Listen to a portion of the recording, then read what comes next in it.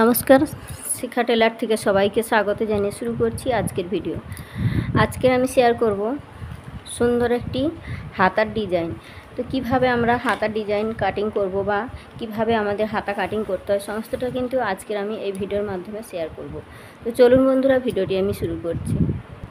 তো দেখুন, এখানে একটা আমি পেপার নিয়ে নিয়েছি। এই পেপারের মধ্যে কিন্তু হাতার ডিজাইন এবং হাতাটা কিভাবে কাটিং করতে হয় সমস্তটাই দেখাবো।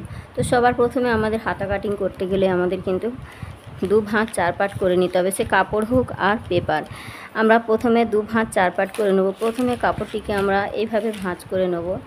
দু ভাঁজ করার পর আমরা ঠিক এভাবে আর একটা ভাঁজ দিয়ে চার ভাঁজ করে নেব, তাহলে কিন্তু আমাদের দুটো হাতা একসাথে বেরোবে। তো এখানে আমি একটা হাতা কাটিং করে দেখাবো, তার জন্য আমি দু ভাঁজ করে নিলাম। তো এখানে এই একটা হাতা কাটিং করেই আমি দেখাচ্ছি। তো সবার প্রথমে আমাদের হাতার লম্বার মাপ নিতে হবে। হাতার লম্বা আমার এখানে আছে 10 ইঞ্চি। তো আমি এখানে যা মাপ আছে আমি তাই নিয়ে দেখাচ্ছি, আপনারা আপনাদের মতো পছন্দ মতো কিন্তু নিয়ে নেবেন। তো এখানে আমি 10 ইঞ্চি হাতা লম্বা, তার সাথে সেলাই মার্জিন সমেত 11 ইঞ্চিতে মার্জিন করে নিচ্ছি। তো দেখুন বন্ধুরা, এখানে আমি লম্বার মাপটা নিয়ে নিয়েছি। এবার আমাদের নিতে হবে হাতা, আমাদের ঠিক এখান থেকে আমাদের নিতে হবে 3 ইঞ্চি। যখন আমরা বড় হাতা কাটিং করব তখন কিন্তু আমাদের 3 ইঞ্চিতে রাউন্ডটা দিতে হবে। তো 3 ইঞ্চিতে রাউন্ডটা দিয়ে দিলাম, দু সাইড থেকে 3 ইঞ্চি করে দাগ দিয়ে দিলাম, যাতে লাইনটা সোজা হয়। তো তার জন্য লাইনটা সোজা করার জন্য দুদিক থেকে 3 ইঞ্চি করে লাইনটা ঠিক এইভাবে আমরা লাইনটা টেনে নেব। তো দেখুন, এখানে আমি লাইনটা সোজা করার জন্য দুদিক থেকে 3 ইঞ্চি করে লাইনটা নিয়ে নিয়েছি। এবার আমাদের নিতে হবে মুহুরি আছে আমার এখানে 6 ইঞ্চি। তো এখান থেকে আমি নিয়ে নেব 6 ইঞ্চি, তার সাথে আরও আমি 1.5 ইঞ্চি এক্সট্রা মার্জিন নিয়ে নেব। তো এখানে আমি 1.5 ইঞ্চি এক্সট্রা মার্জিন নিয়ে নিয়েছি। এবার আমাদের নিতে হবে মোহরার মাপ। তো আমাদের মোহরা এখানে আছে 7.5 ইঞ্চি। তো 7.5 ইঞ্চি এখান থেকে আমার 7.5 ইঞ্চি যেখানেই হবে সেখানে একটা পয়েন্ট করে নেব। আর এখান থেকে আমাদের সেলাই মার্জিনের জন্য এখানে 1.5 ইঞ্চি নিয়ে নেব। তো 1.5 ইঞ্চি নিয়ে নিলাম। এবার দুটো পয়েন্টকে আমাদের ঠিক এইভাবে মিলিয়ে দিতে হবে।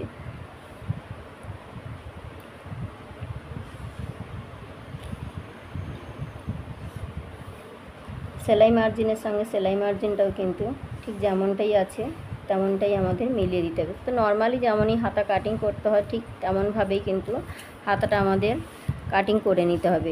তো এখানে আমাদের ঠিক 2 ইঞ্চি বা 1.5 ইঞ্চি ছেড়ে আমাদের যেমন শেপটা দিতে হয় ঠিক এখান থেকে আমি 2 ইঞ্চি ছেড়ে শেপটা দিয়ে দেব। ঠিক আমাদের এইভাবে আলতো হাতে কিন্তু শেপটা দিয়ে দিতে হবে।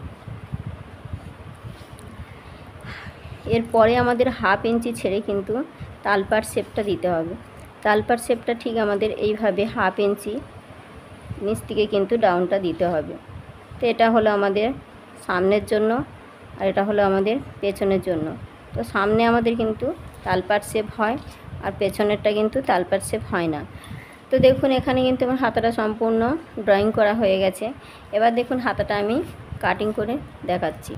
তো দেখুন, এখানে হাতাটা কাটিং করা হয়ে গেছে। এবার আমি এখানে তালপাট শেপটা কাটিং করে দেখাচ্ছি। তো তালপাট শেপটা যেমনই আমরা ড্রয়িং করে নিয়েছি ঠিক সেই বরাবর করেই কিন্তু আমাদের কাটিংটাও করে নিতে হবে। তো এখানে তালপাট শেপটা যেমনই আছে ঠিক তেমনভাবেই কিন্তু আমাদের কাটিংটাও করে নিতে হবে।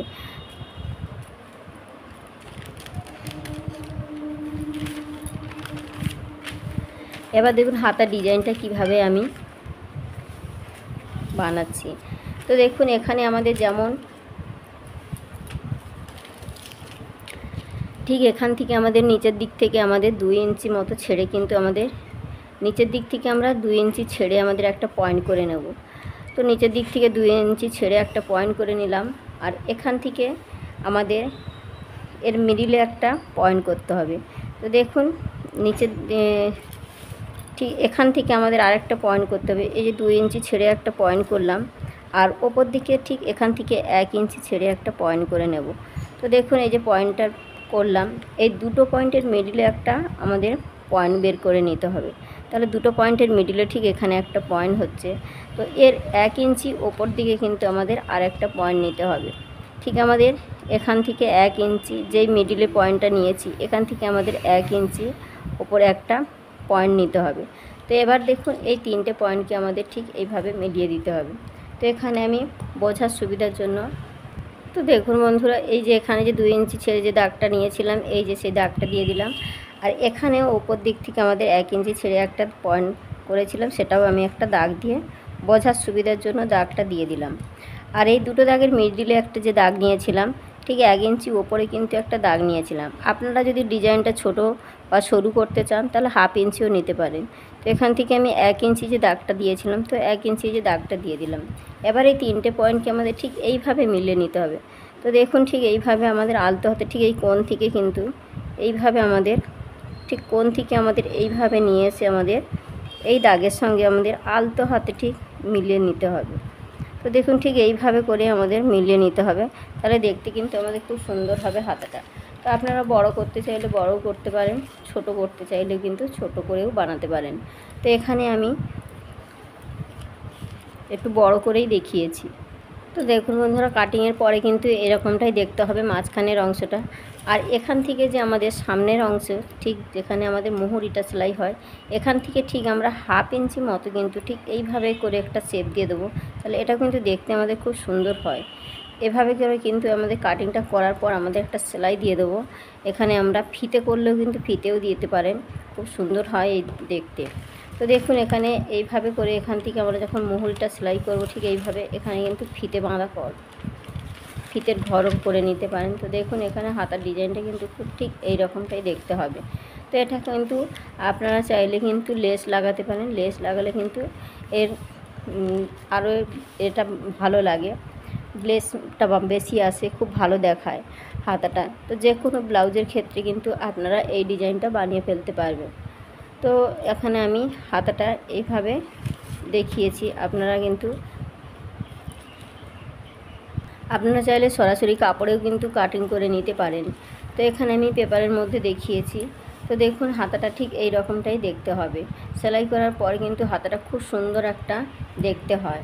তো চলুন আজকে ভিডিওটা এই পর্যন্ত, দেখা হচ্ছে নতুন ভিডিওর সাথে। সবাই ভালো থাকবেন, সুস্থ থাকবেন, ধন্যবাদ।